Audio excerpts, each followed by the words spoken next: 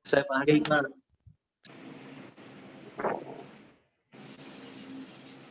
Selamat siang Bapak dosen kita, Bapak Maskur yang kami hormati, dan teman-teman X1 Ekonomi. Perkenalkan, nama saya Rio Di Pratama, saya perwakilan dari kelompok 1 yang terdiri dari Fajar Maulana Yusuf, Farah Dina, Hairatul Aini, Maximilianus Waren, Muhammad Al-Ghifari, Naswa Saskia, Rio Adi Pratama, dan Wulan Rahmawati. Kami di sini akan mempresentasikan tentang pengantar pendidikan sebagai ilmu dan wadah keluarga besar ilmu pendidikan. Slide pertama yang akan dijelaskan oleh Saudara Aini dan Saudara Waren, dipersilakan. Terima kasih kepada moderator sudah memberikan kesempatan kepada saya untuk mempresentasikan. Baik, saya akan mulai mempresentasikan materi istilah pengantar. Istilah pengantar dalam bahasa Inggris disebut introduction, yang artinya introduce. Introduce yang artinya mengenalkan. Jadi pengantar ilmu pendidikan mengenalkan konsep yang paling mendasar dan mengakar secara keluarga besar atau keseluruhan ilmu pendidikan ditegakkan. Dan pendidikan adalah usaha sadar dan terencana untuk mewujudkan suasana belajar dan proses pembelajaran agar peserta didik secara aktif mengembangkan potensi dirinya untuk memiliki kekuatan secara spiritual, pengendalian diri, kepribadian, kecerdasan, akhlak mulia, serta keterampilan yang diperlukan dirinya dan masyarakat. Jadi ilmu pendidikan itu ilmu yang mempelajari hakikat serta keseluruhan upaya pendidikan dalam arti upaya pembimbingan bagi peserta didik ke arah tujuan tertentu. Sekian dari saya, mohon maaf apabila ada kekurangan saya kembalikan kepada moderator. Terima kasih.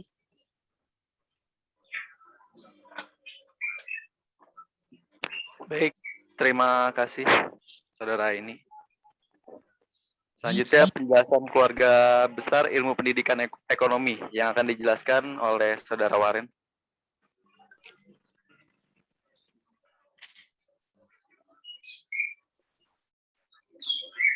Keluarga besar pendidikan ekonomi, ilmu pendidikan di ekonomi, bahwa pengantar pendidikan, profesi kependidikan, perkembangan peserta didik, psikologi, pendidikannya adalah sikap apa yang harus dimiliki dan diterapkan dalam kehidupan, sedangkan strategi pembelajaran, metodologi dan dasar-dasar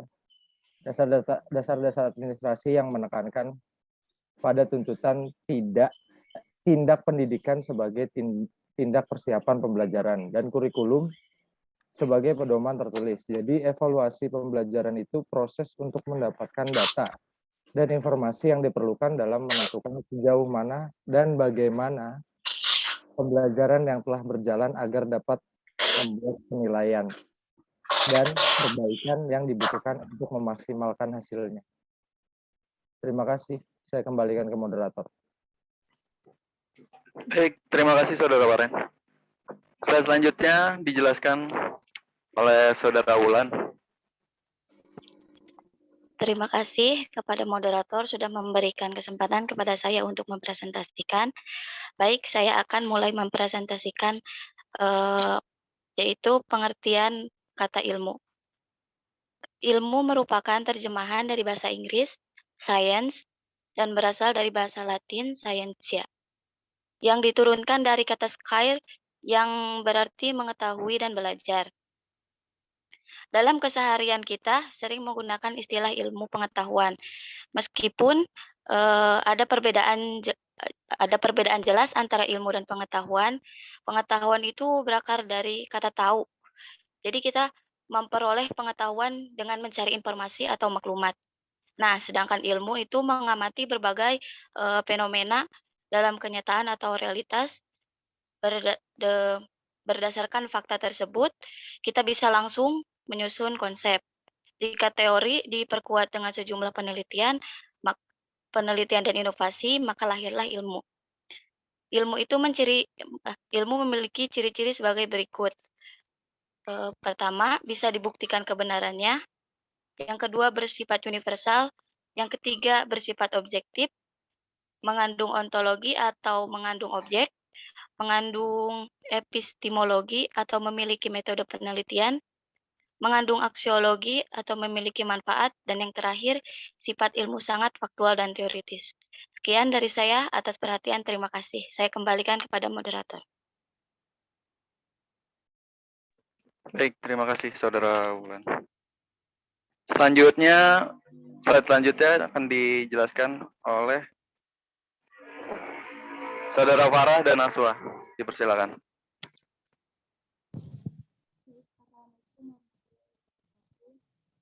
Terima kasih kepada moderator sudah memberikan kesempatan saya akan kompetensi pedagogi. Itu adalah kemampuan atau keterampilan guru yang bisa mengelola suatu proses pembelajaran, Saudara Farah. belajar, mengajar, dan peserta didik.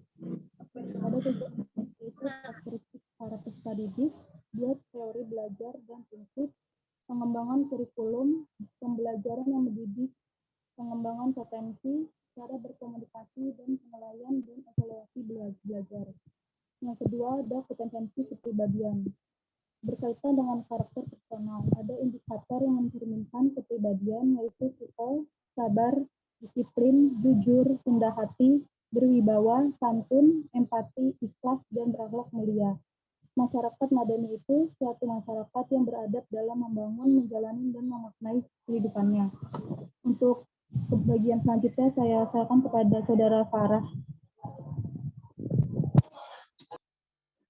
Ya.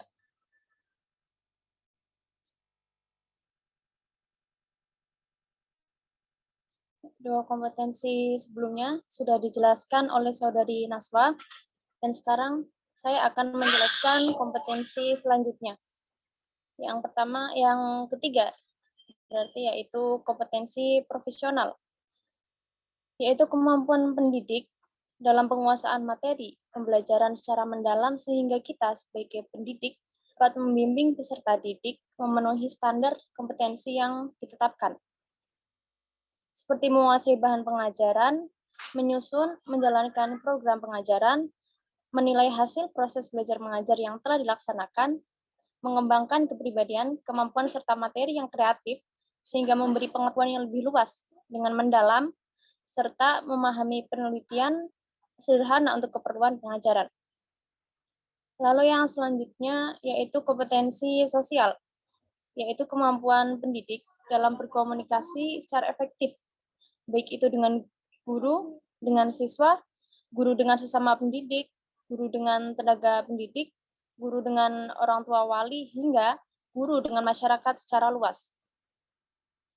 Mampu bersikap inklusif, objektif, dan tidak melakukan diskriminasi terkait latar belakang, baik itu berkaitan dengan fisik, status sosial, ras, dan sebagainya. Mampu berkomunikasi dengan baik dan efektif secara lisan maupun tulisan menggunakan bahasa yang santun dan empati. Mampu beradaptasi dan menjalankan tugas sebagai guru sebagai guru di berbagai lingkungan dengan berbagai macam-macam sosial budaya masing-masing. Sekian dari saya, mohon maaf apabila ada kesalahan kata, saya kembalikan ke moderator. Baik, terima kasih Saudara Farah. Sedikit saya jelaskan tentang kompetensi pedagogik. Kompetensi pedagogik ini pada dasarnya adalah kemampuan guru dalam mengelola pembelajaran serta didik, yaitu merupakan kompetensi khas yang akan membedakan guru dengan profesi lainnya dan akan menentukan tingkat keberhasilan proses dan hasil pembelajaran peserta didiknya. Dan kompetensi kepribadian ini yaitu seperangkat pengetahuan, keterampilan, dan perilaku yang harus dimiliki, dihayati, dan dikuasai oleh guru, serta telah menjadi bagian dalam diri untuk menjalankan tugas keprofesionalannya. Ketiga, kompetensi sosial. Kompetensi sosial ini kemampuan guru dalam berkomunikasi dan berinteraksi secara efektif dengan lingkungan sekolah maupun di luar lingkungan sekolah. Yang keempat, kompetensi profesional. Kompetensi profesionalisme ini yaitu kompetensi profesionalisme guru dapat diartikan sebagai kemampuan dan kewenangan guru dalam menjalankan profesi keguruannya dengan kemampuan tinggi. Profesionalisme seorang guru merupakan suatu keharusan dalam mewujudkan sekolah berbasis pengetahuan, yaitu pemahaman tentang pembelajaran, kurikulum, dan perkembangan manusia, termasuk gaya belajar. Slide selanjutnya akan dijelaskan oleh Saudara Fajar dan Al-Ghifari. Dipersilakan. Terima kasih moderator. Saya akan menjelaskan materi. Alasan manusiawi adalah mengkaji, menelaah, bernalar, beranalis, dan membumikan ilmu pendidikan adalah kebutuhan manusiawi. Bahkan secara ekstrim, boleh dikatakan bahwa ilmu pendidikan dibutuhkan semua orang. Karena lewat kajian yang serius dan sungguh-sungguh, pengkaji akan menjadi bijaksana, matang, berkepribadian, profesional, mampu mengambil keputusan profesional yang tepat, patut, dan edukatif. Itu sebabnya mahasiswa diharapkan dapat 1. Mampu mencintai profesinya dan mencintai tugas mendidik. 2. Memiliki kemampuan komunikatif dengan siapapun. 3. Terangsang niatnya untuk terus mengkaji dan meneliti lebih jauh bidang ini, sehingga mampu menemukan berbagai hal baru yang akan memperkaya ilmu pendidikan. 4. Menyadari betapa fakta membuktikan bahwa hasil pendidikan tidak bisa diamati langsung. Setidaknya harus menunggu 1 generasi. Itu pun bukan hasil yang mendidik. Sekian dari saya kembalikan kepada moderator. Baik, terima kasih Saudara Ghifari. Sekian presentasi dari kelompok 1. Apabila ada kesalahan, mohon dimaafkan.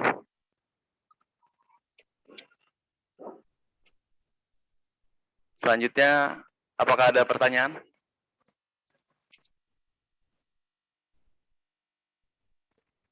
Ya, sebelum ada pertanyaan ya, silakan audien menyiapkan pertanyaan mungkin terkait materi yang disampaikan kelompok 1. Saya ingin memberikan masukan terkait presentasi. Untuk masalah slide sudah jelas ya, tulisan sejelas bisa dibaca, tidak kontras tidak kontras dengan background-nya ya, jadi jelas tulisannya. Terus kemudian bagian anggotanya ingin mempresentasikan yang mana, slide yang mana, itu jelas pembagiannya. Jadi tidak amburadul kayak gitu ya. Jadi saya bagian slide ini, saya bagian slide itu jelas. Terus untuk masalah menjelaskan sekarang. Kan ini kan poin-poin, memang dibuat poin-poin ya, kan inginnya saya kan cuma poin-poin, tetapi harapan saya itu saudara itu menjelaskan poin-poin yang tertulis di dalam slide ya, jadi bukan membaca.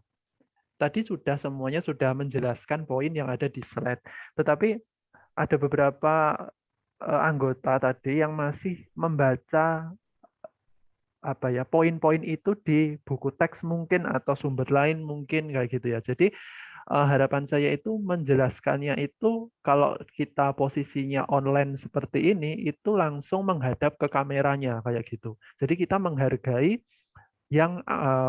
audiennya, menghargai pengujinya kalau itu sidang skripsi kayak gitu.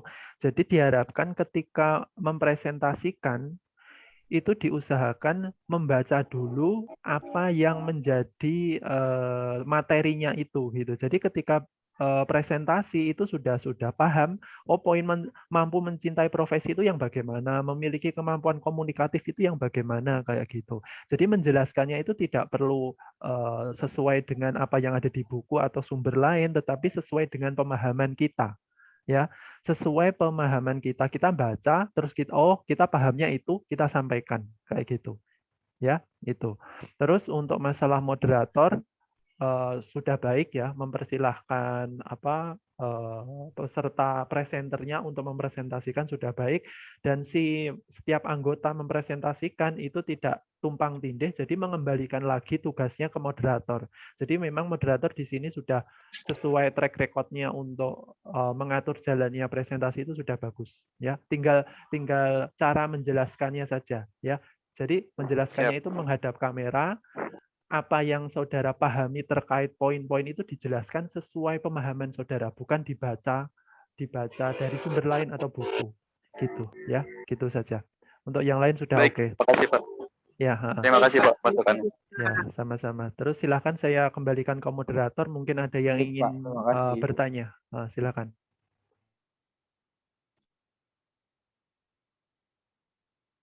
Kalau yang ingin bertanya, maaf, di sini saya menambahi. Kalau yang bertanya, audien yang bertanya, silakan semua kelompok 1 dicatat. Ya, jadi ketika ada anggota yang tidak mencatat itu bisa dibantu yang catatannya sudah lengkap tadi, kayak gitu ya. Jadi semua saja yang anggota yang presentasi dicatat audien yang bertanya. Nanti salah satu kelompok 1 silahkan di akhir pembelajaran setelah selesai, silahkan diketik nama yang bertanya, terus pertanyaan sama jawaban, dikirimkan ke email saya. Ya, jadi diketik nama yang bertanya, pertanyaannya apa, sama jawaban. Ya, itu salah satu anggota kelompok saja. Jadi jangan semua. Nanti dikirimkan ke saya filenya ya melalui email kayak gitu. Itu. Jadi kelompok 1 harus didengarkan baik-baik. Tadi pertanyaannya apa, yang bertanya siapa, jawabannya apa. Jadi saling membantu. Oke, silakan. Siap, Pak. Saya kembalikan ke kelompok 1, moderator. Baik, apakah ada pertanyaan untuk Mohon izin untuk bertanya. Ya.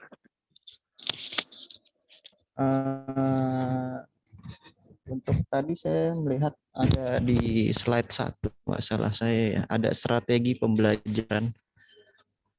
Itu di strategi pembelajaran. Nah, untuk saat ini kan kita sedang mengalami yang namanya pandemi ya. Jadi banyak anak-anak murid, mungkin terutama saya yang bekerja di dunia pendidikan, banyak murid yang mengeluh tentang strategi pembelajaran dari guru-guru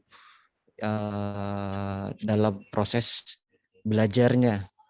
Karena proses daring yang kita lakukan saat ini sangat terbatas dan sangat tidak efektif, seperti itu. Kalau menurut dari kelompok 1, untuk strategi pembelajaran yang lebih efektif untuk di masa sekarang ini tuh mungkin saya. Terima kasih. Baik, terima kasih. Saudara siapa tadi? Daniel. Saya Daniel. Ya. Ya. Bentar ya.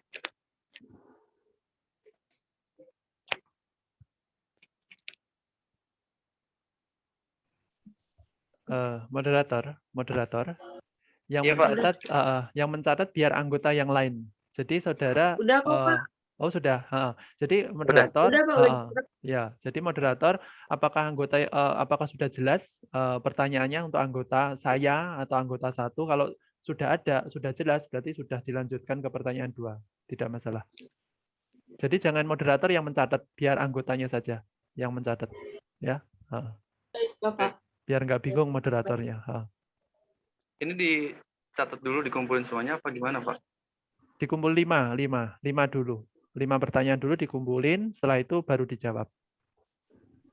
Ya. Ada yang mau bertanya lagi?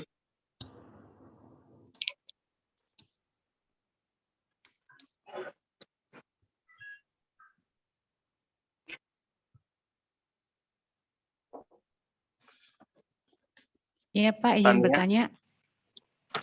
Ya. Nama saya Triana dari kelompok 5. Ya.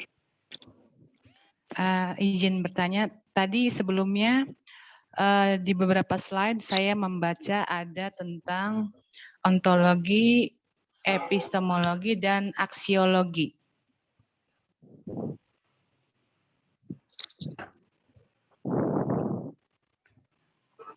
Oh, ya. Yang saya tanyakan, sekarang kita sedang mengalami pandemi ya, berarti kita belajar daring. Ya. Menurut Anda, bagaimanakah caranya supaya guru itu memberikan pembelajaran yang menarik dan dipahami oleh peserta didiknya? Caranya bagaimana dengan tadi ilmu ontologinya, epistemologi, dan aksiologinya? Bagaimana caranya untuk supaya peserta didik kita paham gitu? Dengan cara apa kita sebagai guru, sebagai pendidik? Terima kasih. Ya.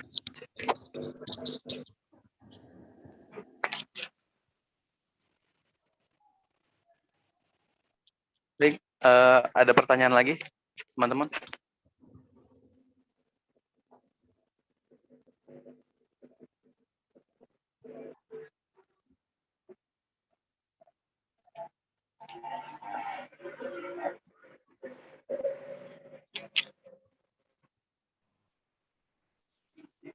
Ya, nggak ada yang bertanya. Ada yang mau bertanya lagi?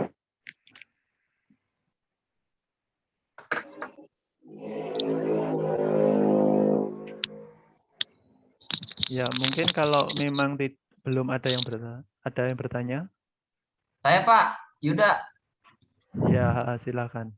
Silakan, kelompok 1. Bentar, tadi udah nyatet. Jangan lagi nih, udah jalan. Siapa yang namanya? Saya Yuda dari kelompok 6. Mau bertanya, masyarakat madani atau civil society dapat diartikan sebagai suatu corak kehidupan masyarakat yang terorganisir, mempunyai sifat kesukarelaan, keswadayaan, kemandirian, namun mempunyai kesadaran hukum yang tinggi. Hukum yang dimaksud ini apa ya, Pak? Halo? Ya, ini materi apa, Saudara? Ada di buku? Yang masyarakat madani, Pak. Yang tadi. Masyarakat madani. Masyarakat madani, Saudara pertanyaannya itu mengacu kepada apa? Di internet? Masyarakat madani, Pak. Ada di buku, ada di materi. Oh iya. Saya searching dulu Pak, karena kurang jelas. Begitu. Di bukunya ada nggak? Ada. Ini yang alasan proporsional ya?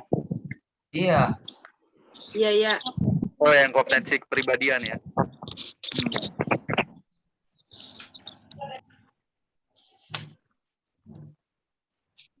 Jadi pertanyaannya apa, Yuda? Jadi pertanyaannya apa? Pelan-pelan, Yud. Masyarakat madani. Ya. Itu maksudnya gimana ya? Tadi nanyanya yang benar, nanya masyarakat madaninya apa hukum yang dimaksud masyarakat madani? Iya gitu, cuma kan kagak boleh yang dari searchingan karena kurang paham. Jadi langsung aja ke situ. Contohnya di masyarakat tuh kayak gimana?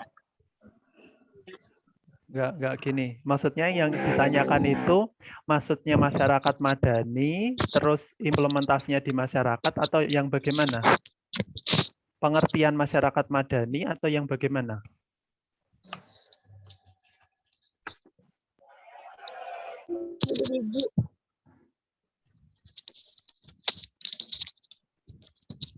Iya. Ya, Saudara Yuda.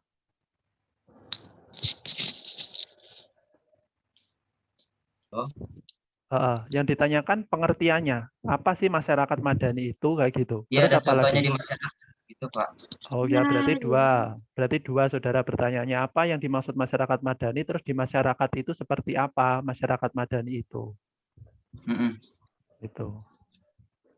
Terus hukum tadi apa? Hukum, maksudnya hukum itu apa? Nah, tadi kan di share screen tuh ada masyarakat madani, Pak. Karena kurang paham, saya searching tuh. Maksudnya hukum apa? Hukum.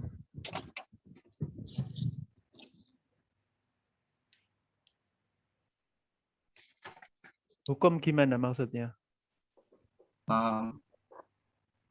Mana ya? Ini, Pak. Namun mempunyai kesadaran hukum yang tinggi itu maksudnya apaan ya, Pak? Oh gitu ya. Jadi ada 3 nih berarti ya pertanyaannya. Yang dimaksud masyarakat madani itu seperti apa?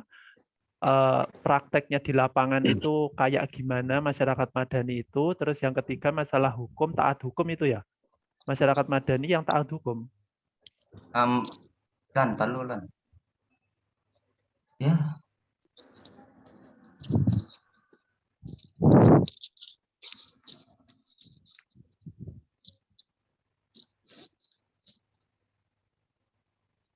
Iya, Pak, kayak gitu.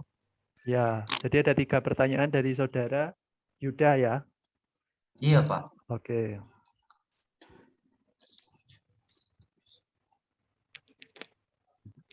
Ini kotor bulan.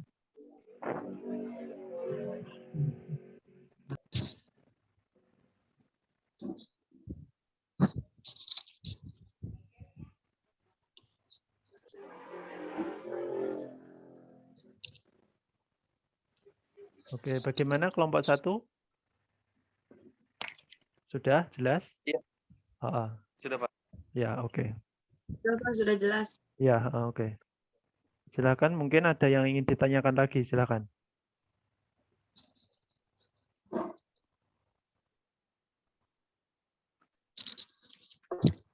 Izin bertanya, Pak. Ya, silakan kelompok 1 dicatat.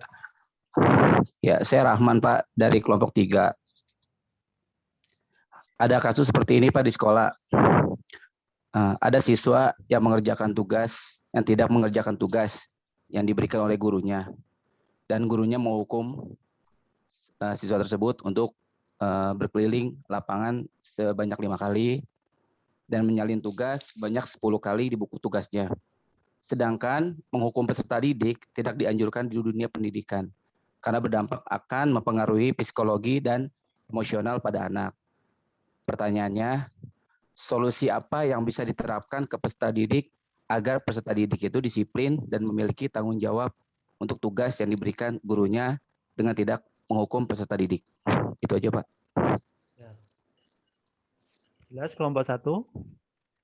Maaf, Bang Rahman, ulang lagi kecepatan. Langsung intinya saja. Langsung intinya Oke, saja. Langsung pertanyaan aja ya, Pak. Pertanyaannya panjang banget, Pak. Jadi kagak connect di otak. Oke. Untuk pertanyaannya, solusi apa yang diterapkan? Solusi apa yang bisa diterapkan ke peserta didik agar peserta didik biar lebih disiplin dan memiliki tanggung jawab untuk tugasnya dan diberikan tugaskan oleh guru dan tidak menghukum peserta didik seperti itu.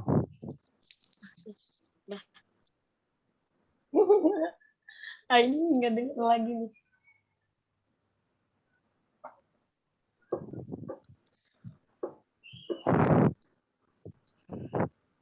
Mau diulang ini? Udah. Oh, ya. Udah, Kak, udah. Sabar ini.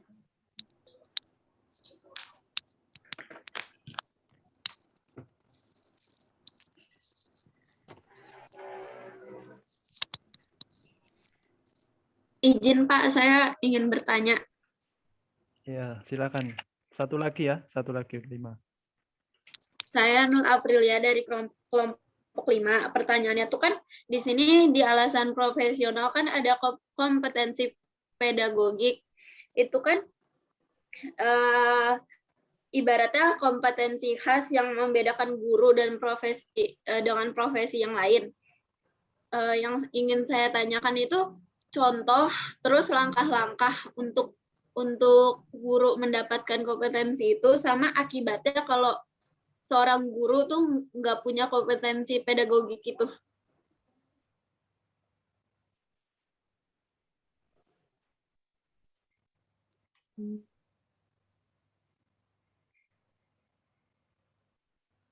Bisa diulang. Berarti soalnya contoh dan langkah-langkah kompetensi pedagogik gitu doang. Iya, contoh, langkah-langkah, sama akibatnya. Kalau misalkan seorang guru belum mempunyai kompetensi itu, terus langkah-langkahnya apa biar seorang guru tuh punya kompetensi itu.